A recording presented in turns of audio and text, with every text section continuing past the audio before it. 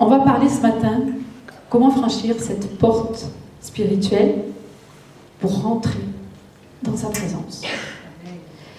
Sans Jésus, notre esprit est connecté au monde des ténèbres. Sans Jésus, je suis morte à cause du péché.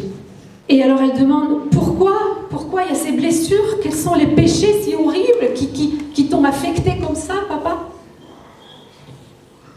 Et le père a répondu. Il lui a dit, ce sont les péchés contre l'amour sous toutes ses formes.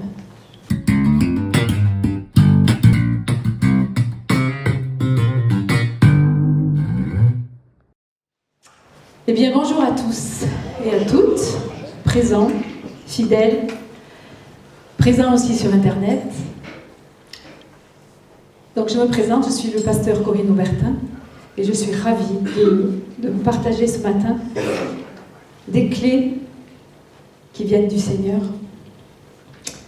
Et depuis le début de l'année, le Seigneur me parle de sa présence, la présence de Dieu, la maison que nous sommes, la maison du temple du Saint-Esprit, le tabernacle, etc. Mais avant de rentrer, le Seigneur veut ce matin nous partager, parce qu'avant de rentrer quelque part, il y a d'abord une porte. Vous êtes d'accord? Et on va parler ce matin comment franchir cette porte spirituelle pour rentrer dans sa présence. Et la première chose pour rentrer dans sa présence, c'est savoir qui je suis.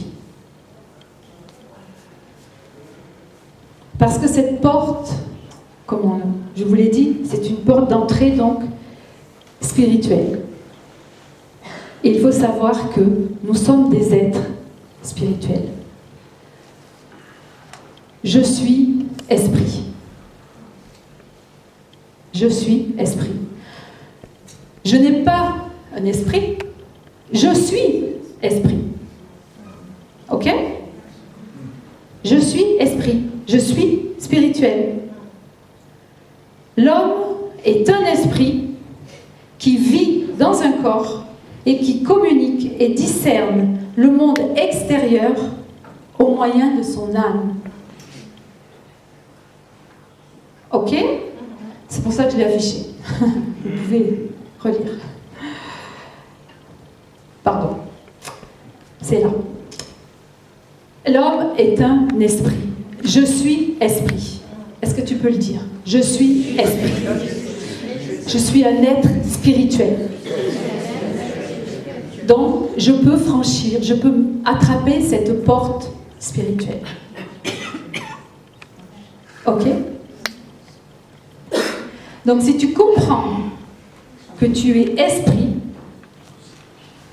tu n'as pas beaucoup d'efforts à faire, du coup, pour être spirituel, puisque tu l'es déjà. Tu n'as pas à aller chercher quelque chose, tu l'es. Ça fait partie de toi. Tu n'as pas besoin de chercher, où est mon petit doigt pour me gratter l'oreille? Il est là, il y est. Tu es esprit. Le monde spirituel est là. Et en tant qu'être spirituel, nous avons besoin d'être connectés à notre Père céleste, comme Jésus le faisait. Jésus, le matin, il venait dans la présence de Dieu pour prendre l'ordre du jour pour sa journée. Amen. Le soir aussi, il revenait dans la présence de Dieu. Ok? Et nous aussi, nous sommes spirituels. Pour savoir comment je dois amener ce monde spirituel là où est ma maison principale. Ici, nous avons juste des appartements de fonction. Notre maison spirituelle, notre maison principale est avec Dieu. Pour amener le monde spirituel sur la terre, je dois me connecter avec ce monde spirituel. Et Jésus nous le dit dans Matthieu 6,10, il dit que ton règne vienne. Vous connaissez tous ce verset. On le connaît tous, mais est-ce qu'on le met en pratique? C'est bien de connaître les choses. C'est bien de connaître la formule, mais après, il Voilà, la mettre en pratique, la formule. Que ton règne vienne, que ta volonté soit faite sur la terre comme elle est au ciel. Les deux ne sont pas différentes. Et il y a aussi Jésus qui nous dit dans Jean 5, 19, 20, « En vérité, je vous le dis, le Fils ne peut rien faire de lui-même. Il ne fait que ce qu'il voit faire au Père. » C'est Jésus qui parle, hein, je rappelle. « Et tout ce que le Père fait, le Fils aussi le fait pareillement. Car le Père aime le Fils et lui montre tout ce qu'il fait.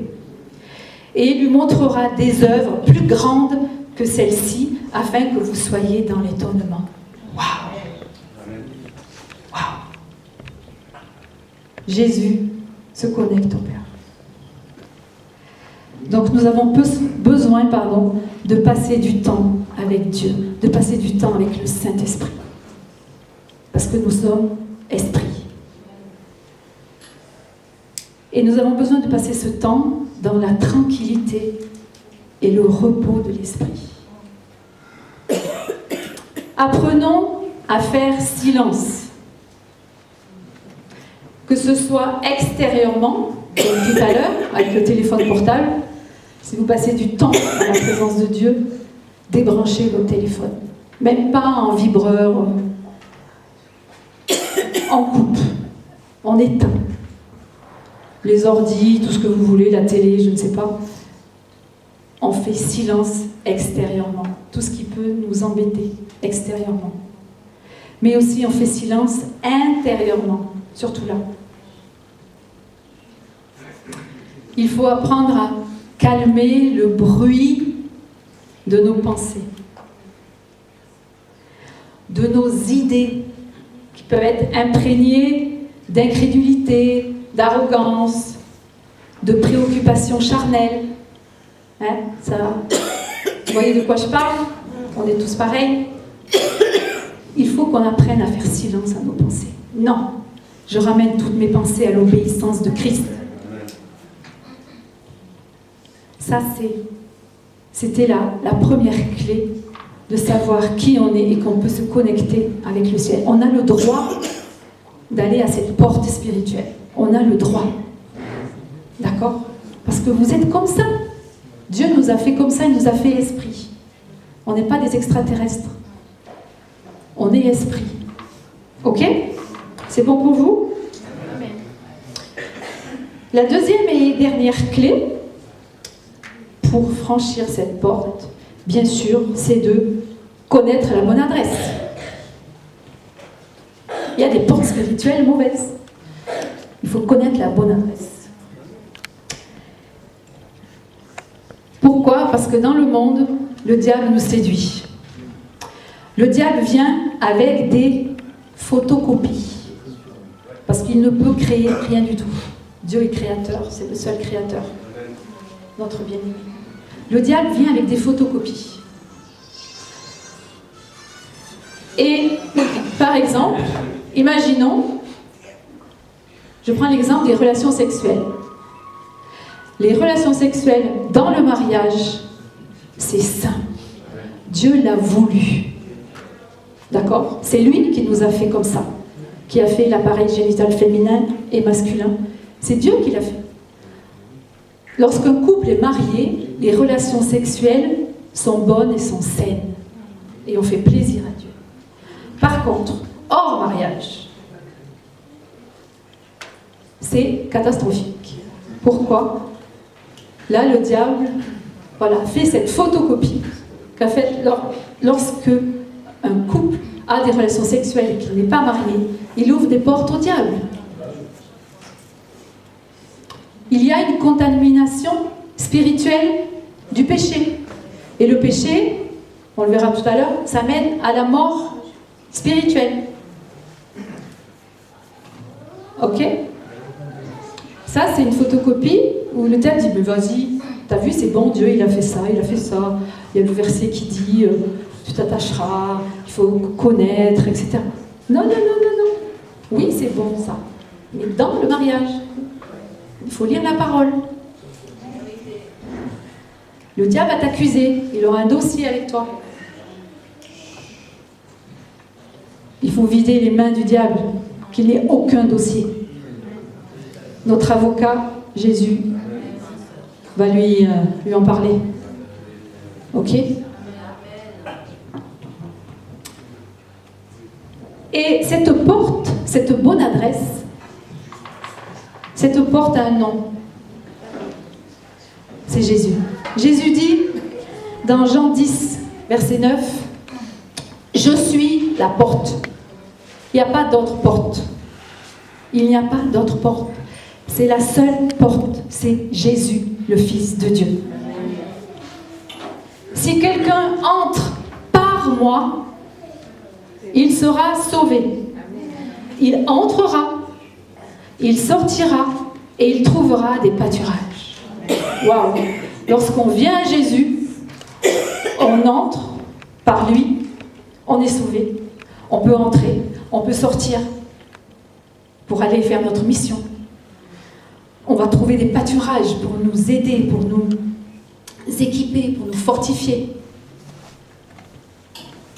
La porte n'est jamais fermée. C'est pas tu rentres et coic, ça y est, il est dedans. Maintenant, t'es à moi. T'es prisonnier. Non, avec Dieu, on est en liberté. Mais il faut aller à lui. D'accord ? Avec le diable, il nous ferme. Non seulement il rentre chez nous par la fenêtre, mais en plus il nous ferme dedans. Et on est prisonnier. Avec Jésus, lorsqu'on vient à Jésus, et on va voir comment faire. Lorsqu'on va à Jésus, on est libre. Et on est à la bonne adresse. Vous êtes spirituel. Vous pouvez entrer dans sa présence. Et alors il nous dit, celui qui rentre, si quelqu'un entre par moi, il sera sauvé. Mais sauvé de quoi ? Sans Jésus, notre esprit est connecté au monde des ténèbres. Notre esprit, je suis spirituellement morte. Ok ? Sans Jésus, je suis morte. À cause du péché. Romains 5,2 nous dit, c'est pourquoi, comme par un seul homme, le péché est entré dans le monde, et par le péché, la mort, et qu'ainsi la mort s'est étendue sur tous les hommes, parce que tous ont péché. Sur tous les hommes, les riches, les pauvres, tous les hommes. Ok ? Sur tous les hommes, le péché s'est étendu. Donc, nous ne pouvons pas être lavés de tout péché une bonne fois pour toutes sans Jésus. C'est pas possible. C'est lui l'antidote. C'est lui le sauveur. Et surtout, on ne peut pas être lavé une bonne fois pour toutes sans une relation avec Jésus. Parce que oui, il peut nous laver, ok, merci Jésus, allez, je retourne à ma vie. Non, là tu vas te faire coincer. Le diable t'a eu une fois, si c'est la même chose, il t'aura 2 fois. Il faut être lavé et purifié. Nos cœurs, tout doit être lavé et purifié par Jésus. Et il faut l'accepter. Il faut le croire et l'accepter.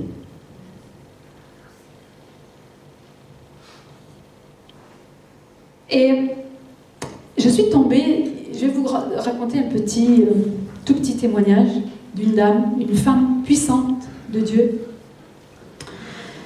qui a vécu une expérience de 4 jours. Pendant 4 jours, Dieu l'a amenée dans un endroit et elle a vécu des choses vraiment fortes et uniques. Et donc elle a vécu plein de choses. Et à un moment donné, elle se retrouve dans le cœur du Père. Waouh! Vous allez me dire, waouh, ça doit être beau. Le cœur du Père. Eh bien, c'était pas très beau du tout. Parce que le cœur du Père était lacéré. Lacéré. Il était blessé, lacéré. Le Saint-Esprit pleurait. Elle pleurait. Et de voir cette souffrance que le Père avait, lacérée. Et alors elle demande, pourquoi il y a ces blessures? Quels sont les péchés si horribles qui t'ont affecté comme ça, papa? Et le père a répondu. Il lui a dit, ce sont les péchés contre l'amour sous toutes ses formes. Le Père est amour. Le Père est le créateur de l'amour. Et il y a des péchés qui sont contre cet amour. Et cet amour-là, ça le fait souffrir, ça lui lacère son cœur. Et nous allons voir ces péchés-là. Alors je ne vais pas m'étendre, on priera tout ça plus tard, mais les voilà. Ce sont, Dieu dit, c'est Dieu qui dit, ce sont les divisions, les haines contre des frères ou des sœurs, les calomnies, donc les diffamations, les trahisons, les critiques, les fois où ils s'attaquent et se détruisent mutuellement, quand ils sont remplis de jalousie et se persécutent les uns les autres, les moments où ils écrasent celui qui a chuté et se détestent. Waouh!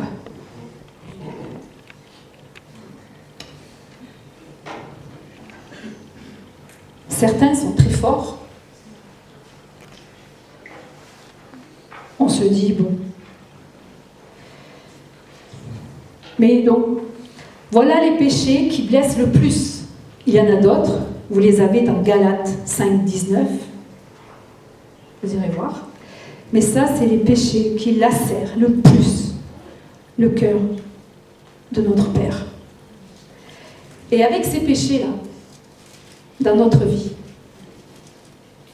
comment venir dans la présence de Dieu? Comment venir au culte?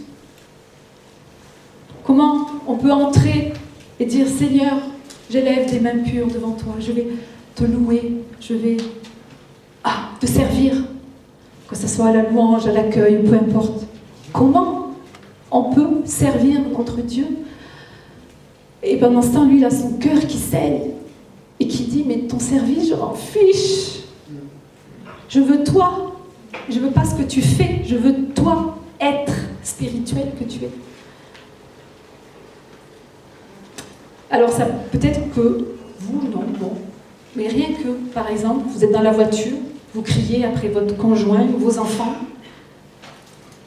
et après vous venez là, louer, ça blesse le Père. On critique les responsables, les pasteurs. Certains disent non. Est-ce que quelqu'un a déjà critiqué le gouvernement? Est-ce que quelqu'un a déjà critiqué Emmanuel Macron, notre président? D'accord? Je veux pas de réponse. La critique, elle y est là. Critiquer le boucher, ou je sais pas. La caissière, qu'elle est trop longue. C'est des péchés contre l'amour. Nous avons un Dieu d'amour. Nous sommes esprit. Donc on a l'identité de cet esprit.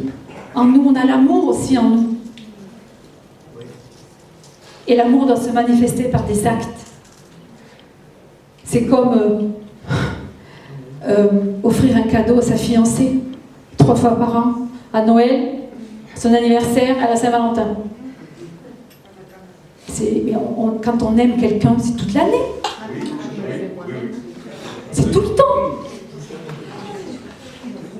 L'amour est un choix. J'aime pas mon mari parce qu'il fait des bons petits plats. Non, c'est un choix. Je choisis de t'aimer. Même s'il fait des bons petits plats. Et des grands plats. Je choisis d'aimer. Je choisis d'aimer Emmanuel Macron. Je choisis d'aimer l'homme. Pas ce qu'il fait, mais l'homme. Je le respecte en tant qu'être humain, en tant que créature née à la ressemblance de Christ, née à la ressemblance de Dieu. Dieu nous a fait à sa ressemblance. Qu'on aime les gens ou pas, c'est comme ça. On ne peut rien y faire. Donc ces péchés contre l'amour blessent le Père. Ces péchés contre l'amour blessent le Fils. qui a donné sa vie à la croix pour nous. Et chaque fois qu'on fait ça, qu'on pêche, c'est comme si presque on le recrucifiait, qu'il est mort pour rien. Et ces péchés contre l'amour blessent le Saint-Esprit. Cette femme, dans son témoignage, elle disait qu'elle n'avait jamais vu le Saint-Esprit pleurer autant. Le Saint-Esprit, je me rappelle, je fais une parenthèse, qui est une personne. C'est pas un petit vent qui passe comme ça, une petite puissance. Non, non, le Saint-Esprit est une personne autant que Jésus est une personne. Donc, voilà pourquoi, quelque part, notre temps de louange, qu'on aime tant, se baigner dedans, sera à la fin donc, de ce culte. On ne peut pas louer avec un cœur comme ça. Même un seul des points. Ok ? Donc le péché n'est pas à prendre à la légère. Et nous, on prend même souvent quelques versets, comme tout à l'heure, on connaît, oui, c'est dans Notre Père.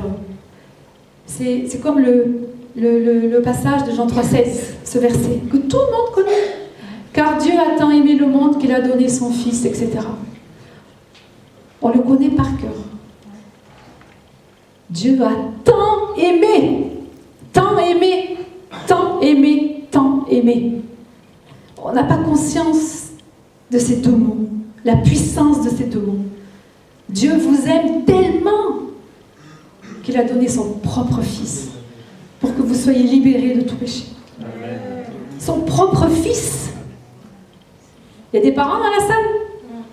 Imaginez votre enfant, votre propre Fils. Alléluia. Donc on ne peut pas vivre comme si de rien n'était. Oui, mais bon, c'est bon, Emmanuel Macron ou d'autres, c'est bon, les boulangères, non, non, non, non. Tu es spirituel, tu fais souffrir le Père. Arrête-toi, règle tout de suite. Alors, qu'est-ce qu'on peut faire avec tout ça? Eh bien, la première chose, déjà, si on veut changer ça, on ne peut pas changer par nos propres forces. La première chose que nous devons faire, si vous ne l'avez pas fait, c'est confesser Jésus comme sauveur. Comme sauveur et Seigneur.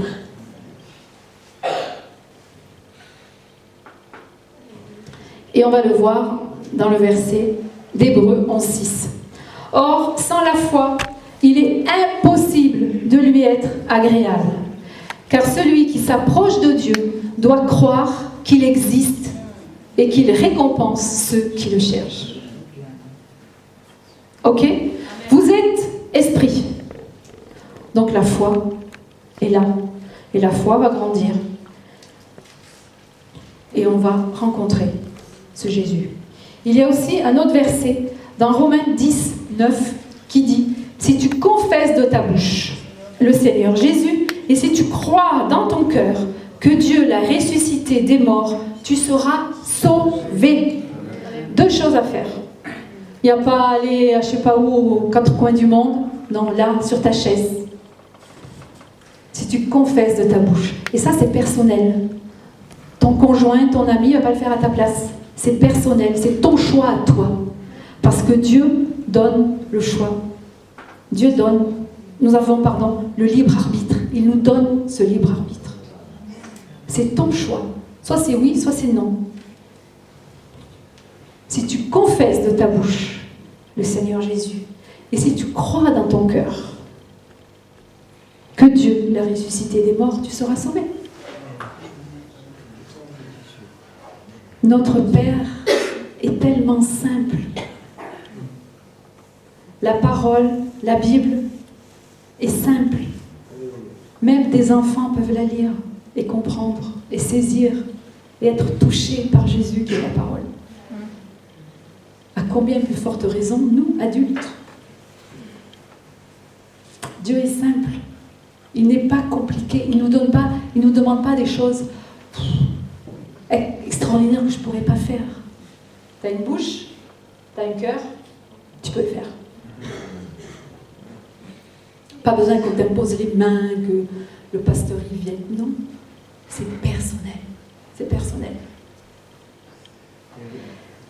Donc c'est la première chose. Il faut confesser Jésus comme son sauveur, mon antidote. D'accord? Et mon Seigneur. Et ensuite, bien sûr, de demander pardon pour nos péchés. Et là, c'est 1 Jean 1 qui le dit. Si nous disons que nous n'avons pas de péché, nous nous séduisons nous-mêmes. Ah, ça fait du bien de même. Non, mais c'est pas grave ça. Moi, ça va. Hein. Tu te séduis, ma fille et mon fils. Et la vérité n'est point en toi, en nous. Si nous confessons nos péchés, il est fidèle et juste pour nous les pardonner et pour nous purifier de toute iniquité. Il faut confesser de la bouche, de dire oui, c'est vrai, j'ai critiqué, j'ai haï, il y avait de la haine. Oh, que ça fait mal la haine, que ça fait mal la vengeance. Moi, vous savez, avant que je me convertisse, lorsque j'ai été rencontrer le pasteur principal de l'époque, je n'étais pas du tout donc chrétienne, et je sortais de quelque chose de difficile. Pendant 2 ans et demi, mon ex-petite amie m'avait frappée à coups de poing, 3 tentatives de meurtre. Je vous passe les paroles qu'il m'avait dites. Et lorsque je suis venue avec ce pasteur, j'ai dit, moi j'y suis pour rien. Je n'ai pas demandé qu'il veuille me tuer à coups de fusil ou me balancer avec ma voiture dans le ravin. J'étais pour rien. Il m'a sauté dessus, il a voulu m'étrangler. Et puis après, j'ai dit, bon, c'est vrai que des fois, bon, je triais pas. Une fois, je triais pas les champignons. Il m'a frappé parce que, bon, c'est peut-être un peu ma faute. Mais je dis, mais j'étais pour rien. Mais j'ai quand même demandé pardon. Et j'y suis arrivée devant Dieu. Et je peux vous dire que quand je suis partie de cet entretien, j'étais avec ma petite R5 de Saint-Afrique à Belmont-sur-Anse. Ma voiture, j'avais l'impression que ma voiture ne touchait pas la route. Que je planais. Tellement que j'étais légère. Tellement que tout mon passé, parce qu'il n'y a pas que ça, parce qu'il y a des choses que j'étais fautive. Pas par rapport à mon ex, mais il y a d'autres choses. Ça me met un poids. Ça met un poids sur nous. On a à vivre avec ça. Je ne sais pas si vous vous rendez compte. Il ne faut pas qu'on s'habitue à ce poids. Dieu dit, donne-le-moi. Reconnais-le que tu as un boulet, que tu as quelque chose. Reconnais-le et donne-le-moi. Donne-moi-le, mets-le à la croix. C'est là qu'est la poubelle. C'est là qu'est la GN. C'est là qu'est la mort. C'est à la croix. Et Jésus, il est descendu de la croix. Il est vivant. Donc on doit le donner au vivant qui a tout vécu, qui a tout gagné. Ok? Et vous verrez si votre vie ne va pas changer. Il y a aussi le psaume 32 au verset 5 qui dit « Je t'ai fait connaître mon péché et je n'ai point caché mon iniquité. J'ai dit, je confesserai mes transgressions à l'Éternel et tu as ôté la peine de mon péché. » Confessons, il faut proclamer, dire oui, Seigneur, il y a ça, j'ai fait ça. Je le reconnais, c'est moi. Pardonne-moi, pardonne-moi. Et je veux me détourner de toi, de ce péché, pardon. Je veux me détourner et je veux venir à toi. Et je veux lire la Bible. Comme ça, la prochaine fois que le diable viendra, je saurai quoi lui répondre. Je saurai que ça, c'est pas bien pour moi. Et je lui dirai non. Ou je dirai à une personne, non, je ne viens pas chez toi. Parce que je sais que ce qu'elle veut faire. Elle veut me faire peut-être picoler ou je ne sais pas. D'accord? Et vous serez solide. Se détourner du péché, c'est pas dire, bon, ben, je ne le ferai plus. Non, c'est reste dans la présence de Dieu. Et vois, lis la parole, vois ce qui l'attriste, ce qui aussi me fait du bien. C'est où je vais prendre mes forces pour après dire au diable, arrière de moi Satan. Comme Jésus. D'accord? Alors, pour terminer, eh bien, je vous propose de proclamer. que vous connaissiez Jésus ou pas, je vous propose de vous conduire dans une prière. Vous allez, si vous le souhaitez, comme je disais tout à l'heure, avec Dieu, on a ce libre arbitre, ce libre choix. Et donc, je vais vous conduire à la prière. Si vous le souhaitez, vous pouvez répéter après moi. Ok ? Alors, soit vous fermez les yeux, comme vous voulez. Voilà, la salle est grande, si vous voulez aussi bouger, c'est peu importe. Père Céleste, je reconnais que je suis pécheur et que j'ai besoin de toi, Jésus. Je crois, Jésus, que tu es le Fils de Dieu, que tu es mort à la croix pour que je sois lavé de tous mes péchés et que je suis sauvé de la mort éternelle. Je crois que toi seul, Jésus, tu es ressuscité le 3e jour et que tu es vivant encore aujourd'hui. Pardonne-moi pour tous mes péchés. Pardon de penser à moi en premier et d'oublier mon prochain. Pardon de venir vers toi que quand j'ai besoin de toi.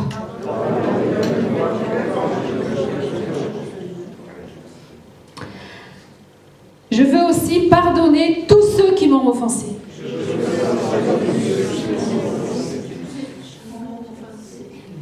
Qui m'ont fait du mal physiquement ou intérieurement.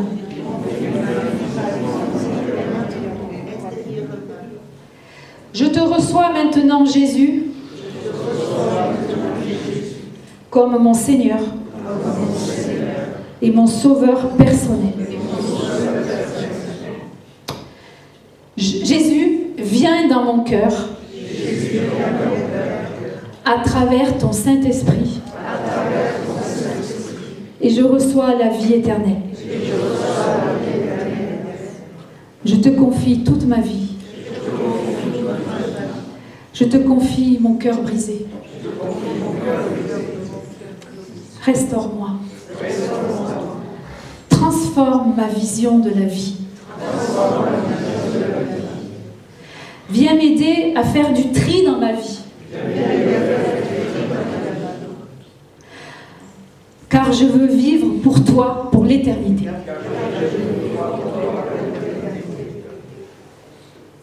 J'ai la vie de Dieu. Je suis né de nouveau. Je suis né de l'Esprit. Je suis esprit. Je suis fille ou fils de Dieu. Et oui, oui, vous êtes fils ou fille de Dieu. Au nom de Jésus. Amen. Amen, amen. Merci Seigneur. Merci Seigneur. Tu entends nos prières. Quand le juste crie, tu entends. Merci Seigneur. Pour continuer dans cette repentance, j'appelle Fabrice, qui veut aussi vous partager.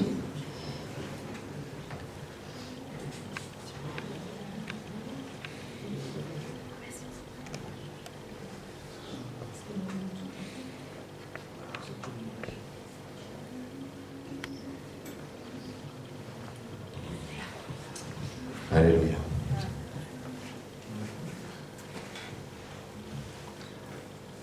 Je vous propose qu'on puisse se repentir sur ces points-là.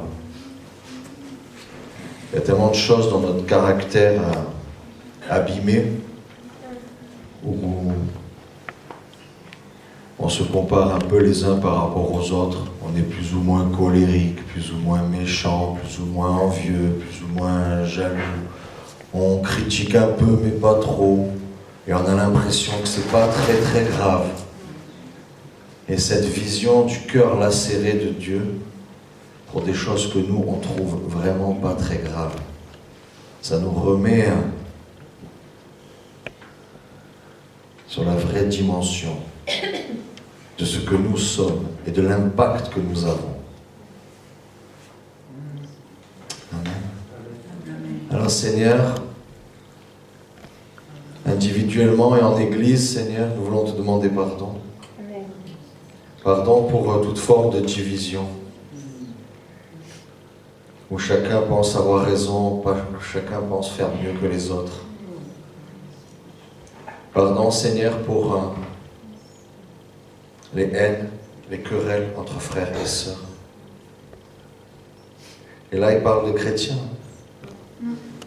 C'est pas la haine dans le monde, hein, c'est la haine entre mari et femme, c'est la haine entre parents et enfants, c'est la haine entre frères et sœurs d'une même famille, c'est la haine entre frères et sœurs dans l'Église. Pardon pour les calomnies. Seigneur, fais-nous grâce.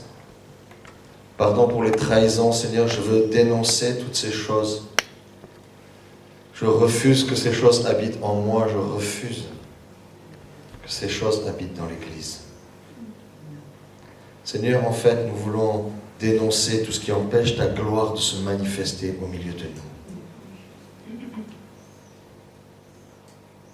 Seigneur Jésus, si à chacune de ces choses dans mon cœur, dans quelque église que j'aille, dans quelque entreprise que j'aille, dans quelque association que j'aille, ta gloire ne pourra pas se manifester, malgré toutes mes prières et tout mon travail. Seigneur, je te demande pardon pour l'Église, l'Assemblée chrétienne aveyronnaise, la source, pour toutes les choses qu'on habité, Seigneur, de manière charnelle, pour toute forme de comportement, d'attitude qu'on a pris à la légère, qu'on a toléré, ou qu'on a dit juste c'est pour prier. Je dis ce qui ne va pas, c'est des sujets de prière. Et j'ai dit du mal pendant 1h45 et je prie 15 minutes. Seigneur, je te demande pardon pour tout ça et je te prie d'effacer ces choses. Je te prie de purifier nos péchés. Tu as dit, si on confesse son péché, tu es fidèle et juste pour nous le pardonner et nous purifier de toute iniquité. C'est comme si ça n'avait jamais existé. C'est comme si on était plus blanc que la neige. C'est comme si on pouvait enfin être libre et accueillir ta présence et voir la gloire de Dieu se manifester, voir les miracles que tu as annoncés qui doivent se produire dans nos vies et à travers nos vies, être libérés. Et je te demande pardon pour tout ce qui les bloque. Parce que la cause, c'est pas toi, Seigneur, c'est moi. La cause, Seigneur, c'est pas Dieu, c'est l'Église. La cause, Seigneur Jésus, que tu n'agis pas autant que tu voudrais, c'est nous qui te limitons. Et je refuse que dans cette communauté, il y ait encore des limites qui t'empêchent d'être Dieu. Parce que si tu venais manifester ta gloire, il y aurait des morts. Il y aurait des gens blessés, il y aurait des gens malades. Comme dit ta parole, certains sont malades et même sont morts. Parce qu'ils sont rentrés dans une communion avec le Dieu Tout-Puissant, le Dieu Saint, qui s'est lâché, qui n'a pas été celui qui se retient, mais qui a été vraiment lui-même. Et sa puissance a fait des dégâts. Seigneur, nous voulons voir les œuvres du diable détruites. Nous ne voulons pas voir les enfants de Dieu détruits. Je ne veux pas voir ma vie détruite. Je ne veux pas voir ton Église détruite. Que si tu viens dans la gloire maintenant, qu'est-ce qui va rester? Qui va être encore debout? Qui va avoir encore une intégrité physique quand tu vas brûler tout ce qui a péché? Seigneur, pardon pour les trahisons, pardon pour les critiques, toute forme de jugement. Pardon pour les fois où les gens s'attaquent mutuellement, ou se détruisent mutuellement, ou s'en veulent. Tu dis dans ta parole que même quand je commence à dire une insulte de quelqu'un, dans mon meurtre, ça correspond à un meurtre. Et tu dis, celui qui traite son frère d'imbécile mérite déjà la géhenne, les flammes éternelles du jugement. Alors je te demande pardon, Seigneur, et je prie qu'il y ait un nouveau niveau de sainteté et de crainte de l'Éternel au milieu de nous. Je prie, Seigneur, que les choses qu'on croit légères, parce que tout le monde le fait, qu'à nous, ça ne nous soit plus permis. Je prie que tu aies le droit de nous parler, de nous convaincre de péché, de nous reprendre, de nous saisir et de nous enseigner comme un père enseigne son fils et sa fille. Pardon, Seigneur, pour tous les moments où il y a de la jalousie,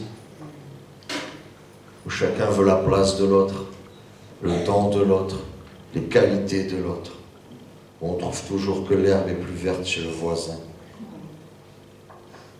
Pardon, Seigneur, pour les persécutions mutuelles, pour les guerres internes. Pardon pour le moment où, dès que quelqu'un chute, on l'écrase, on le rabaisse. On le disqualifie. Alors que Dieu dit, qui es-tu, toi qui juges ton prochain, toi qui juges le serviteur d'autrui?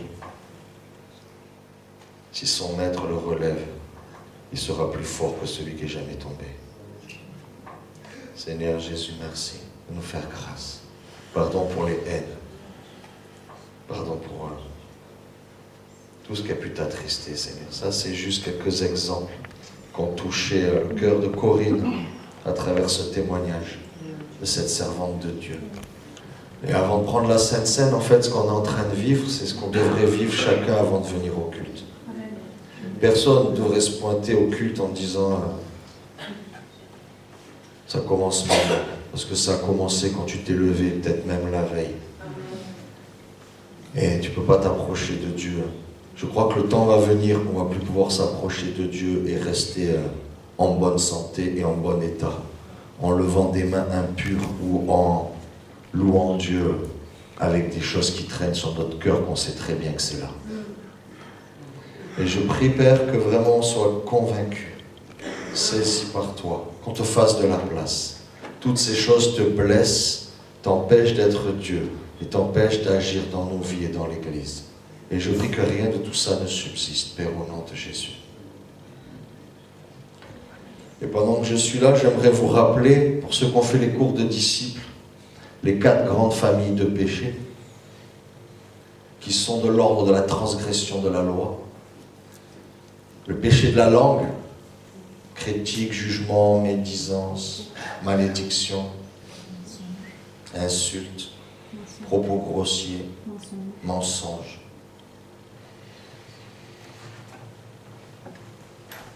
Il y a le péché de la sexualité, impureté, adultère, pornographie, perversion.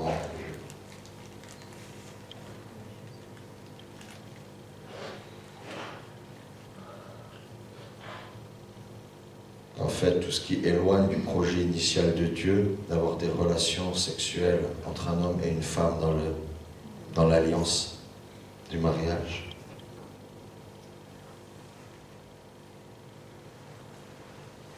La 3e famille, c'est tous les péchés de l'argent, cupidité, convoitise, vol, égoïsme.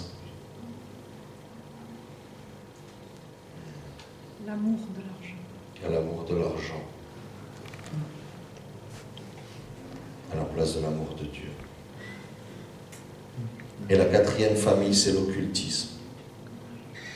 Manipulation, séduction, magie, envoûtement, malédiction, imprécation, sorcellerie, occultisme, voyance, guérir sans être né de nouveau en Jésus, couper le feu, voyance, sorcellerie, médium.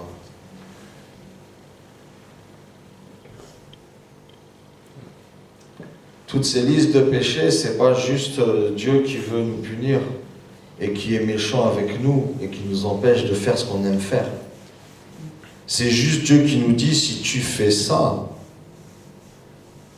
tu ouvres une porte spirituelle à des esprits méchants qui vont pourrir ta vie sur plusieurs générations. Celui qui met un panneau avec la parole de Dieu et qui dit ça c'est un péché, c'est pas quelqu'un de haineux qui a la haine contre les gens qui font leur péché. C'est quelqu'un qui t'aime tellement, qui te met un avertissement et qui te dit attention, la route que tu prends, ça finit très très mal. c'est par amour qu'il te prévient qu'au bout de la route que tu prends, il y a un précipice. C'est pas de la haine. La haine, c'est celui qui te fait croire que c'est bien. Parce qu'il sait où tu vas aller. Oh Jésus. Et ça, c'est les transgressions de la loi. Et vous pouvez demander pardon.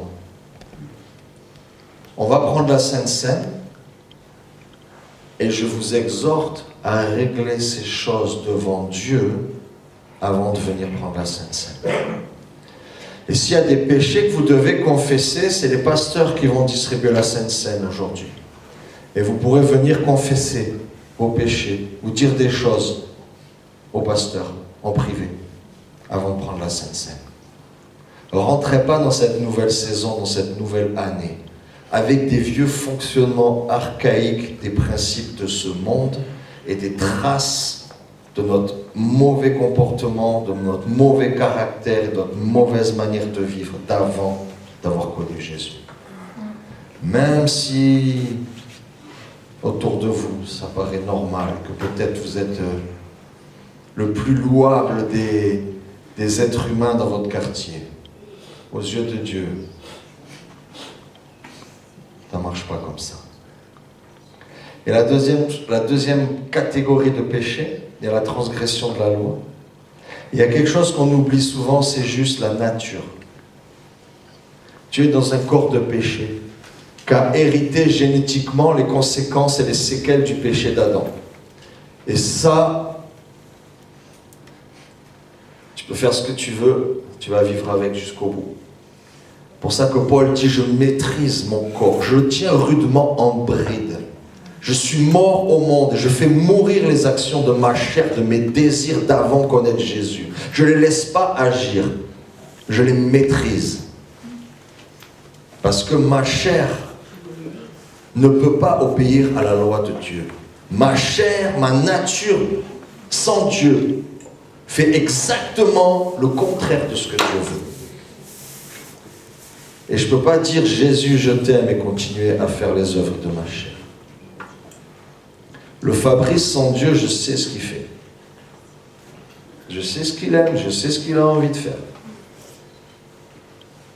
Et je pense que si Dieu enlève sa main 2 secondes, je suis, comme dit la parole, la truie qui retourne dans son bourbier, le chien qui remange son vomi. Ainsi est faite la chair. Et on doit demander pardon aussi pour notre nature. Seigneur, je suis rebelle. Seigneur, je suis indépendant. J'aime pas me soumettre. J'aime pas être avec les autres. J'aime pas qu'on soit obligé de suivre des règles et d'avoir quelqu'un qui me dise quoi faire. J'aime pas obéir. J'aime pas être humble. J'aime pas être le serviteur. J'aime pas partager. J'aime pas obéir à Dieu. Je suis dans la résistance et dans la désobéissance. Je suis rebelle. Je suis insoumis et ce n'est pas une qualité. C'est la nature de la chair de l'être humain déchu. Et cette nature, que vous le vouliez ou pas, à plus ou moins forte dose, c'est votre nature. Et vous ne pouvez rien faire contre ça. Le fait de rencontrer Jésus ne va pas rendre votre chair d'un coup obéissante.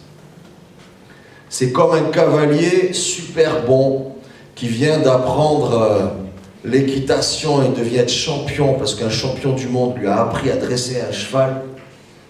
Mais lui, il a un bourricot. Il est monté sur un âne et c'est ça sa monture. Et l'âne, ce sera toujours un âne. Il va falloir qu'il soit très très bon pour le maîtriser et faire aller l'âne là où il veut, pour obéir.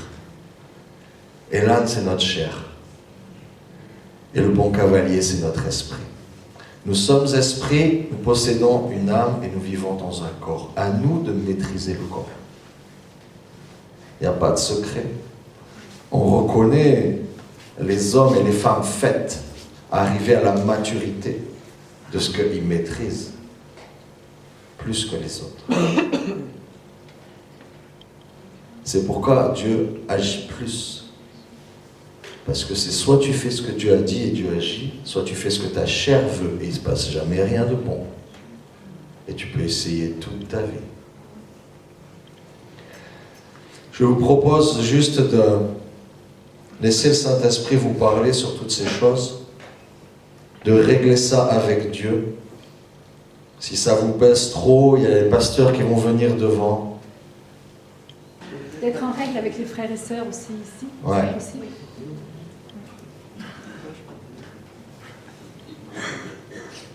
C'est vrai. S'il y a des problèmes entre vous, c'est maintenant qu'il faut les régler.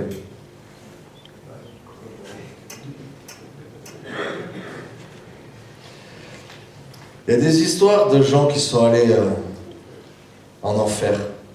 Des pasteurs, hein. Des serviteurs de Dieu qui sont morts et un démon les a attrapés, les a amenés en enfer. Il dit « Oh, il y a une erreur là, je suis pasteur moi. C'est quoi ça ?» Et il voyait dans les flammes, il y avait des hommes de Dieu et des femmes de Dieu. Et il entendait « Je demanderai pardon, je rendrai les sous, je ferai plus ça. » Et c'était trop tard. Parce qu'une fois que tu es mort, il n'y a pas de repentance. La repentance, c'est avant. Une fois que tu rentres dans ton éternité, tu es figé éternellement comme tu es rentré. Ta trajectoire est soit le ciel, soit la poubelle du lieu spirituel qui s'appelle la Géhenne. Seigneur Jésus, je te prie que personne soit privé de ta grâce, que personne laisse quelque chose qui traîne dans son cœur, qui t'empêche non seulement de manifester ta gloire, mais de le bénir et de lui donner de vivre la vie éternelle. Seigneur, tu dis que la chair et le sang n'héritera pas le royaume de Dieu, et on te demande pardon pour la chair et le sang, qui sont les nôtres, qui sont empreints de péché. Nous nous engageons, Seigneur, à suivre ton esprit,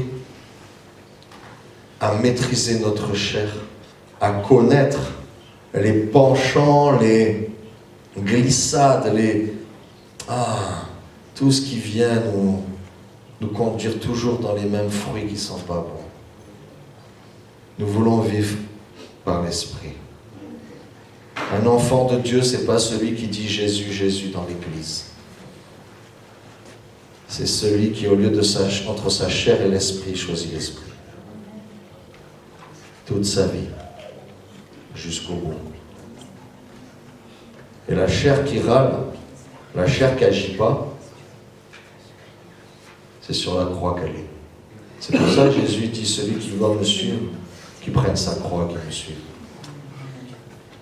Parce que ta chair va mourir, tu n'as pas le droit de la laisser vivre.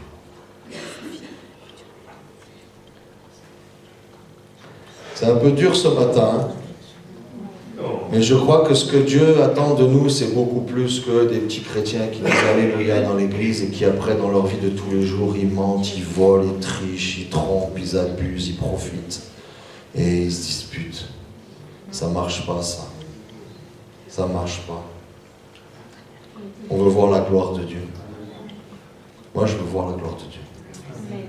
Moi, je ne suis pas né dans le péché et je devais mourir et Dieu m'a fait grâce et puis je suis vivant. C'est pas pour refaire comme avant. C'est pour voir sa gloire. C'est pour voir sa gloire. Et je refuse que quoi que ce soit ou qui que ce soit qui empêche la gloire de Dieu de se manifester dans l'Église, à travers l'Église.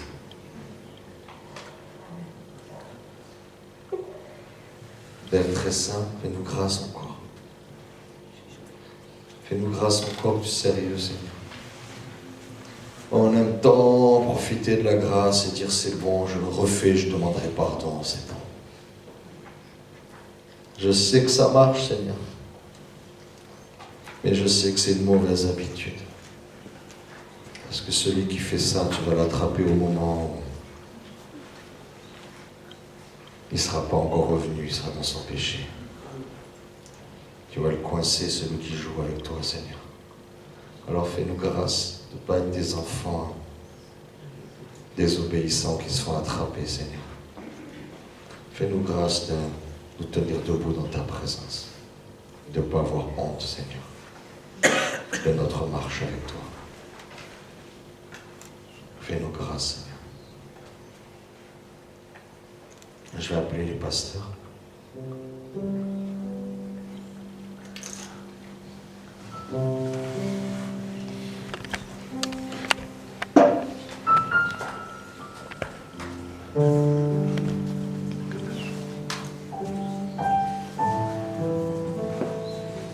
Réglez vos histoires.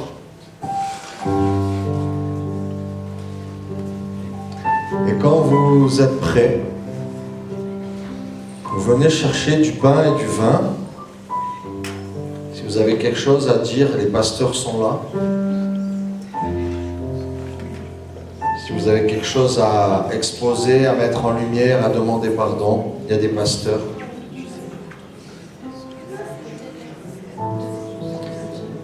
Et quand vous êtes prêts, vous prenez le pain et le vin, vous retournez à votre place et on va attendre que tout le monde soit prêt. Et on va prendre la Sainte Seine ensemble.